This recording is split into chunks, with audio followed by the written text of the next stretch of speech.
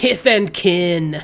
Welcome to a brand new series I'm calling KRITTE'S Book Club. Club with a K. To kick off the book club, I'll be working my way through Kith and Kin, in which author Mariki Nijkamp explores the past of Critical Role's half-elf twins, Vex and Vax. A little about me, I have zero Critical Role experience, except I watched the entire first season of The Legend of Vox Machina, and I loved it. Psst.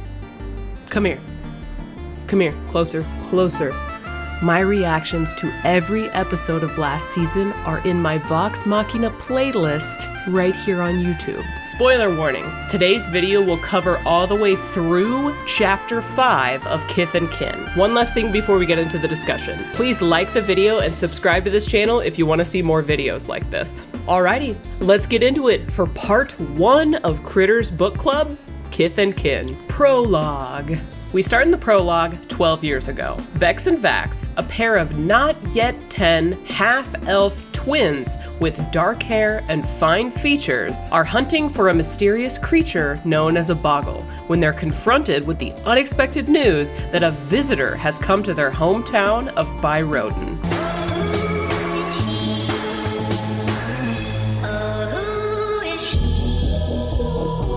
The visitor is an elf, dressed in riches and intriguing enough to lure Vex and Vax away from their quarry. We get a little insight into Vex's mentality already here. Though some children ultimately leave Bi-Rhoden feeling the call to adventure, Vex is happy and perfectly content to live out her days in Bi-Rhoden with her brother, her friends, and her mother. All the children of the town gather to spy on the stranger and are shocked to discover that he is meeting with not only the tavern keeper of the town, but with the twins' mother, Elena. Speculation begins to run rampant among the children. The identity of the twins' father is a mystery to them, and some of the other children suggest that the stranger could be him, come to take them away. We get a little glimpse into Vax's mindset at this point. Though he likes to play at adventure, he also wants nothing other than to stay put in Bi-Rhoden, and he tells the other children just that. Bi-Rhoden is his home, and his family is fine just where they are. Vex and Vax both step away, clearly shaken by the proposition that they might be forced to leave their home. Vax attempts to shake it off, noting that the people of Bi-Rhoden might as well have roots for feet. But the two end up embracing and confirm with each other the obvious, that whatever happens, they'll always be together. So, here's my thoughts about the prologue. This is how I'm gonna do it. Chapter, thoughts, chapter, thoughts, chapter, thoughts as we go through it. If you don't like what I'm doing here, please let me know in the comments. I think this chapter was a nice little introduction for our primary characters. I'm hopeful we'll get more from this timeline because I want to know in a little more detail what ends up happening here. These two definitely give close sibling vibes right off the bat. They're both obviously adventurous, but they're clearly not inclined to take that sense of adventure outside their immediate surroundings. Having seen Vox Machina Season 2, I know a little bit about how that turns out for them, but I'd like to see what ends up pulling them away and whether they eventually come to enjoy it. Chapter 2. We enter present day with Vex and Vax in the middle of a fight with a cluster of giant spiders.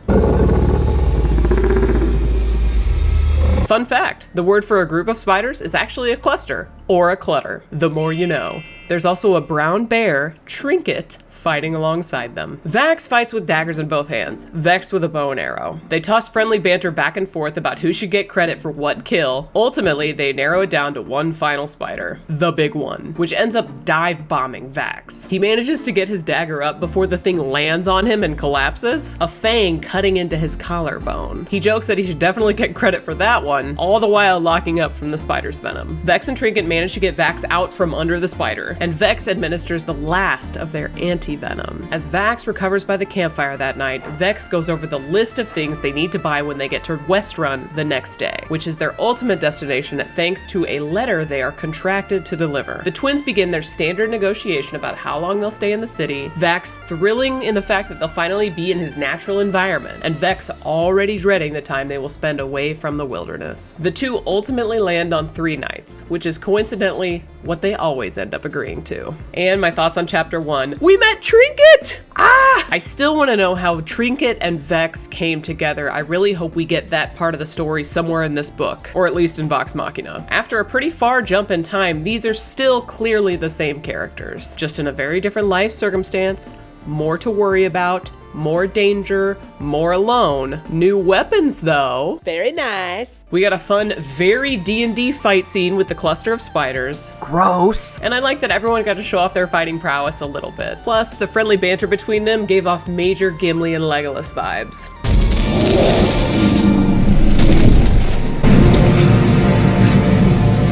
That still only counts as one! Chapter 2! We arrive in Westrun, and Vex hates it as much as she expected to. Vax almost immediately swipes a purse from an overly angry half-orc, absolutely in his element now that they're in the city. Though Vex is immediately ready to start checking things off of her to-do list, she gets temporarily distracted by a copper bear. Just a small one, at a shop selling figurines. She quickly retreats, however, when the shopkeeper's initially friendly demeanor changes after taking in her scruffy, travel-worn appearance, reminding her once again of why she hates cities and all the judgment that comes with them. When she sees Vax watching her, she shrugs it off and sends him on his way to deliver the letter that they were contracted to deliver all along. Vex couldn't help but think of her father though, wondering what he would say if he could see them, probably living up to all of his prejudices against half-elves. In a very relatable twist, Vex decides to dip into a bookstore after a long day of shopping, looking for but not finding books on dragon biology. As she's about to leave, she encounters a man who introduces himself as Lord Baron Abinard, officer of the Court of Law and her faithful servant. He proceeds to offer to assist her. Okay, end of the chapter thoughts. So, it's nice to see Vax in his element. Though I do feel for Vex having to deal with the humans because, well, some people suck. It does feel like she might be somewhat overly sensitive to judgment, and I'm sensing that that's related to her past. Sounds like her dad might have been a judgy a-hole. Interesting that she was looking for books about dragons too, because we all know based on season 1 of Vox Machina, and based on the trailer for season 2, that the more she knows about dragons, the better. Also, I already don't like Mr. Baron. He seems slimy. Ew! Get off of me! Ugh, as if! But we'll see where this goes. Chapter 3. She recognizes the man who is blocking her exit as someone she caught in her periphery throughout the day while she was shopping in the square. He absolutely blasts her with cringe-worthy flattery, where he offers to escort her to the Scholar Ward, where he has connections with the library. A very exclusive opportunity. Vex is immediately suspicious, because why would she not be? And asks what's in it for Baron. He explains with a smile that does not reach his eyes that all he wants is the pleasure of her company. Vex ultimately and politely declines, but Baron, charm bleeding away, warns her that she does not want to say no to him. Vex insists that he step aside, and Baron reprimands her, stepping towards her and reaching out for her arm and her face. Without hesitation, Vex reacts, twisting and ducking, pulling her knife out and digging her knife into his side, deep enough to send a message without dealing lasting damage. Baron emphasizes again how big of a mistake Vex is making here, and Vex insists that she does not care, and tells him to move along. He snarls at her, asking her who she is to deny him, tells her she is nothing and no one, and leaves after promising to make her pay. She watches him to make sure he leaves the square, hands trembling, head pounding. The lordling's threats repeat themselves over and over in her head, his oily words clinging to her. She hates that he thought he had the right to approach her like that, and is reminded once again why she hates cities. As Vex moves to leave, she notices that Baron left his purse behind. So, she snatches it up. At least that horrible interaction would make the rest of her shopping that much easier. She then cautiously made her way to meet up with Vax, who teased her,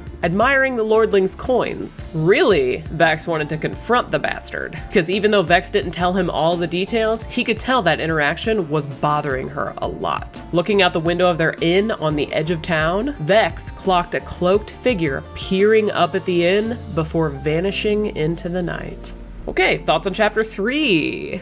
This chapter was upsetting. It was executed very well because I could feel Vex's fury, but also her fear. I know that those are not uncommon sets of emotions for women especially to feel simultaneously. This whole scenario just fully checks out for me. Man is flattering and confident. Woman politely declines man. Man throws vitriolic attacks and threatens woman. If it hasn't happened to you, it has definitely happened to a woman that you know. So I appreciate the realism of this chapter, even if I didn't enjoy reading it necessarily. And even though there was a positive with Vex getting that coin purse, I feel like that was not the end of Senior Baron. Chapter 4. The next day, Vex continued with the shopping list while Vax went around trying to scrounge up work.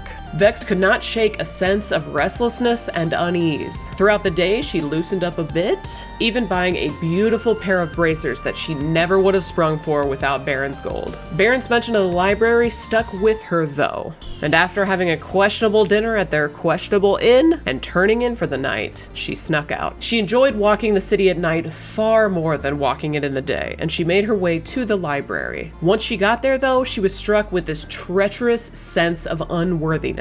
A voice in her head parroting Baron's, telling her she was nothing, no one, not smart enough, not good enough, and only capable of running away. As she turned to leave, she noticed something in her periphery.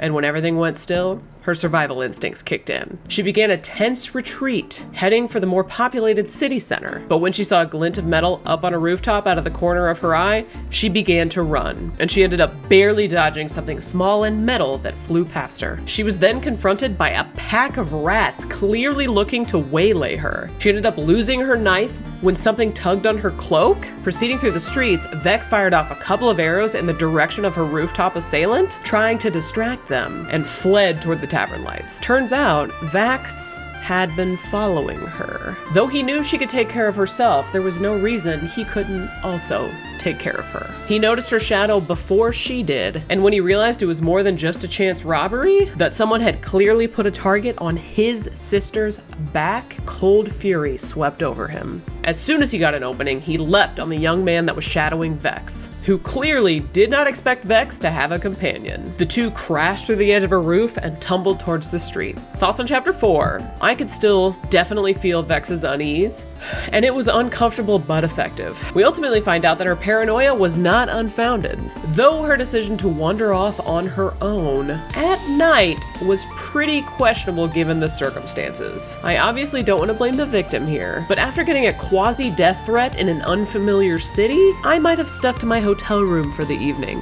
Heck, I might have switched hotels after the first night, just to be safe. Maybe I'm just a wuss though. Either way, you could feel the suspense of this ultimate chase, even though it didn't last super long. The rats were a cool element, but I feel like they would have been cooler if they would have had more of an impact on the chase. Maybe would have held her up a little longer. And the fact that Vax was following her all along really checked out, because I was wondering the entire time how she would have snuck out without him noticing. Chapter 5! Vax luckily landed on top of his quarry as they both crashed into the stones, battered and bruised, but not as bad off as the other guy, who had one of Vax's daggers buried in his shoulder and one of his arms hanging at a weird angle. Vax questioned the man about what he wanted with Vex. Vax also realized he had a dart stuck to his leg, and pulled it out, though the numbness was seemingly limited to the area of the wound. The man admitted that there was a contract out on Vex, but refused to tell Vax who put the contract on her or who assigned him to it. At one point, the man attempted to flee, but Vax stopped him with a well-placed dagger in the back of the man's other arm. Vax got the man to agree to take him to the person who gave him the assignment, and they proceeded on their way after Vax quickly dressed the man's wounds. Thoughts? Vax was clearly determined to get to the bottom of this. Protecting Vex is clearly very much a priority for him.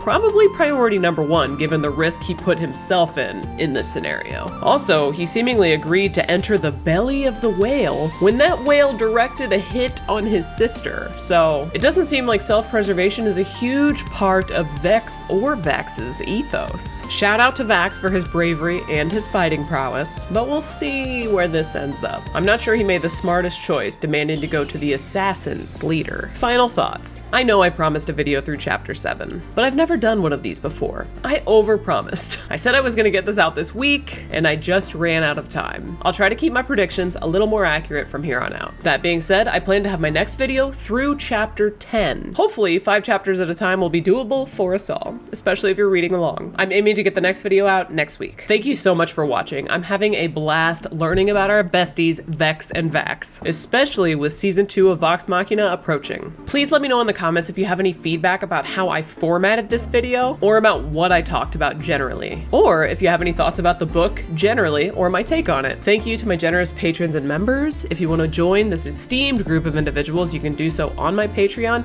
or you can become a member on YouTube. Don't forget to like this video and subscribe to the channel if you had a good time, and we'll see you next time. Bye! As someone she'd caught in her oh my god, cats, what are you chasing? What are you doing, bub?